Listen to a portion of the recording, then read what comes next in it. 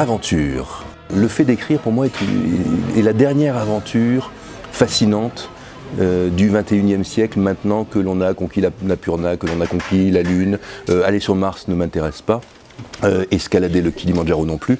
En revanche, partir à l'aventure chaque jour dans l'écriture et dans l'inconnu de l'infini d'un roman et retrouver pour cela mes personnages principaux et mes héros, c'est à la fois une aventure qui compte de nombreuses épreuves, qui compte des douleurs, de vraies douleurs d'écriture, tant ce travail est assez éprouvant, et puis des joies, les joies de la création, et en réalité je n'en connais aucune autre aussi intense, aussi émouvante, aussi jubilatoire parfois, comme pour l'écriture de la folle épopée de Victor Sanson. Jeunesse. En réalité, pour moi, il n'y a pas de roman jeunesse. Il n'y a pas de roman adressé à la jeunesse. Ce livre peut être lu, peut-être à plusieurs niveaux de lecture, à la fois de 11 à 77 ans, a-t-on dit. C'est surtout, lorsqu'on écrit un tel roman, plutôt le fait, c'est en tout cas ce que j'ai éprouvé, de retrouver sa jeunesse, c'est-à-dire sa jeunesse de la manière dont j'écrivais lorsque j'avais 30 ans, cette espèce d'insouciance de partir à l'aventure, sans aucun a priori, en allant jusqu'au bout de cette aventure, et peut-être avec le souci de bien écrire, mais avec peut-être un esprit de liberté, un esprit d'insouciance qui est celui de la jeunesse. Apprentissage. Est-ce qu'on apprend à écrire? On apprend à être médecin. J'ai participé à des ateliers d'écriture aux éditions Gallimard. Je ne sais pas si on apprend à écrire, en tout cas, on apprend sans doute à mieux écrire. Alors c'est un apprentissage tout à fait personnel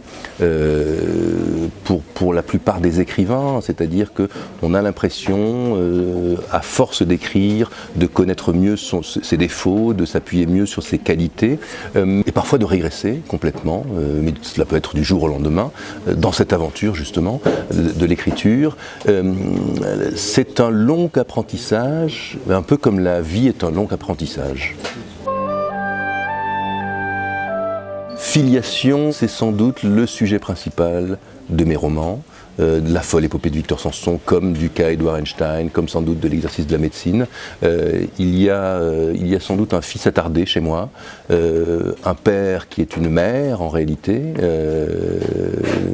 c'est un poids pour mes enfants, mais voilà, il y a dans la filiation, dans la transmission, peut-être dans l'éducation, quelque chose qui m'importe, dans l'héritage aussi, le respect de l'héritage qui est le sien, le souci de transmettre les douleurs et les splendeurs de l'héritage qu'on a reçu, quel qu'il soit, sans être borné, sans être limité à la transmission.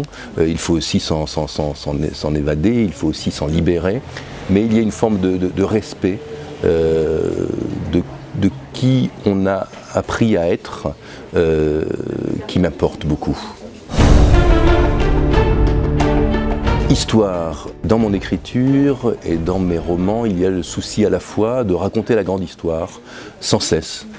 Celle du XXe siècle, en réalité, je suis un écrivain plutôt tourné vers le passé récent que vers l'avenir, que vers la prospection. Et je crois que ce qui m'importe, c'est justement de restituer en permanence cette histoire faite de splendeur et de douleur qui était la nôtre. Et en parallèle, de raconter de petites histoires qui ont peut-être le souffle de cette histoire, et donc que ce soit dans la folle épopée de Victor Sanson, avec ce jeune homme, ce jeune garçon qui traverse le siècle et qui traverse la grande histoire, avec des histoires d'amour, avec une histoire d'amitié, avec une histoire de rencontre, mais c'est aussi dans le cas Edouard Einstein, donc c'est la grande histoire, Einstein qui part en exil, c'est la petite histoire, Edouard Einstein qui part à l'asile. Pour l'épopée de Victor Sanson, c'est aussi cette histoire d'amour et d'amitié qui traverse l'aventure du héros dans la grande histoire.